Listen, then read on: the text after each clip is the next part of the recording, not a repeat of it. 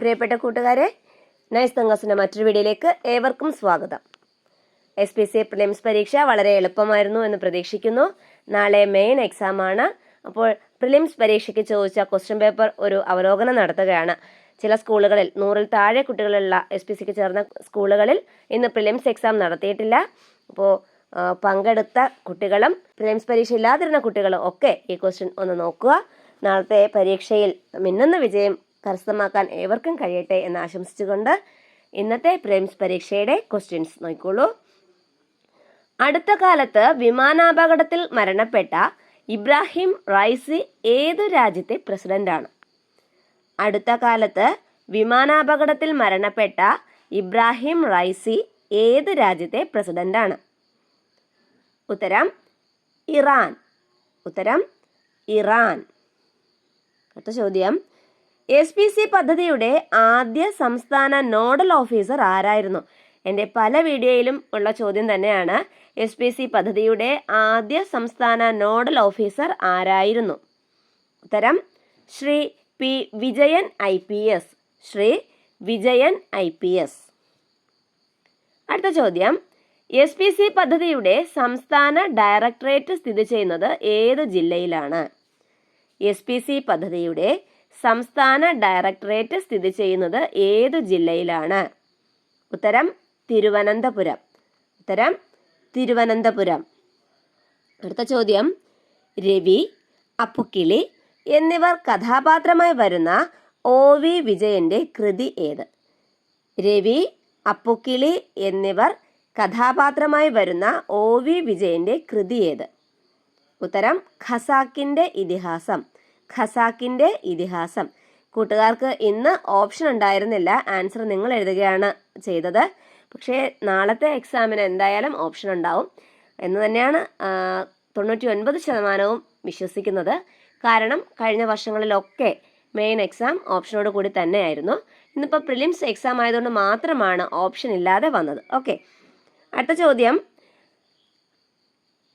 Yorker ഏത് കളിയുമായി ബന്ധപ്പെട്ടിരിക്കുന്നു? Yorker ഏത് കളിയുമായി ബന്ധപ്പെട്ടിരിക്കുന്നു? ഉത്തരം ക്രിക്കറ്റ്. ഉത്തരം ക്രിക്കറ്റ്. യോർക്കർ ഏത് കളിയുമായി ബന്ധപ്പെട്ടിരിക്കുന്നു? ഉത്തരം ക്രിക്കറ്റ്. അടുത്ത ചോദ്യം, വിമാന നിർമ്മാണത്തിന് ഉപയോഗിക്കുന്ന ലോഹ സങ്കരം ഏതാണ്?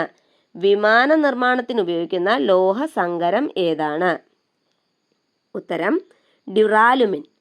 ഉത്തരം ഡ്യൂറാലുമിൻ. അടുത്ത ചോദ്യം, what is the SI unit of sound? What is the SI unit of sound? Decibel. Answer decibel. Decibel is the SI unit of sound. Okay, decibel. Full form of UPI. Full form of UPI. അടുത്ത ചോദ്യം, full form of UPI. Unified payment interface. Unified payment interface. അടുത്ത ചോദ്യം, a person who draws or produces map കാൾസസ്. അതായത് ഈ map ഉണ്ടാക്കുന്ന ആളിനെ എന്താണ് വിളിക്കുന്നത്? Cartographer. Cartographer. A person who draws or produces maps called as cartographer. Okay, അത് നോക്കിക്കോളൂ.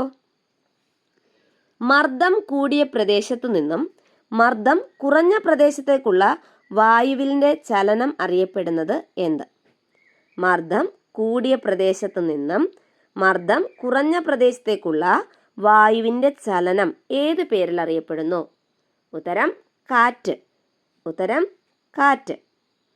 അടുത്ത ചോദ്യം, ഒരു കോഡ് ഭാഷയിൽ ക്ലർക്ക് എന്നതിനെ 49 എന്നെഴുതിയാൽ 49 എന്നെഴുതിയാൽ ഓഫീസിനെ എങ്ങനെ എഴുതാം? ഓഫീസ് എന്നതിനെ എങ്ങനെ എഴുതാം? 44 എന്ന്. അതാണ് ആൻസർ, 44. അടുത്ത ചോദ്യം, 10നും 50നും ഇടയിൽ 3 കൊണ്ട് നിശേഷം ഹരിക്കാവുന്ന എത്ര സംഖ്യകളുണ്ട്? 10നും 50നും ഇടയിൽ 3 കൊണ്ട് നിശേഷം ഹരിക്കാവുന്ന എത്ര സംഖ്യകളുണ്ട്? അതായത് 3ന്റെ ഗുണിതങ്ങൾ, 3 കൊണ്ട് നിശേഷം ഹരിക്കാൻ പറ്റുന്ന സംഖ്യകൾ ഏതൊക്കെ? എത്ര എണ്ണമുണ്ട്? ഏതൊക്കെയെന്നല്ല, എത്ര എണ്ണം?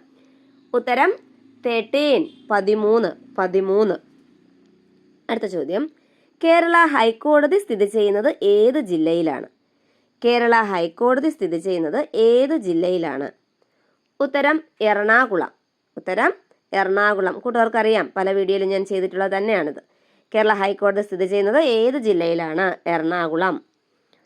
അടുത്ത ചോദ്യം, കേരള പൊതുവിദ്യാഭ്യാസ വകുപ്പ് മന്ത്രി ആരാണ്? ഇപ്പോഴത്തെ കേരള പൊതുവിദ്യാഭ്യാസ വകുപ്പ് മന്ത്രി ആരാണ്? Shri V Sivankutty. Shri V Sivankutty.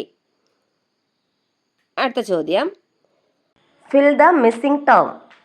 HLIB-FNAAL. H hydrogen, lithium, boron, fluorine, sodium, aluminium. അപ്പോൾ അതിലെ മിസ്സിംഗ് ഇതേതാണ്? മൂലകം ഏതാണ്? N, nitrogen. നൈട്രജൻ ആണ് ആൻസർ. ഓക്കെ.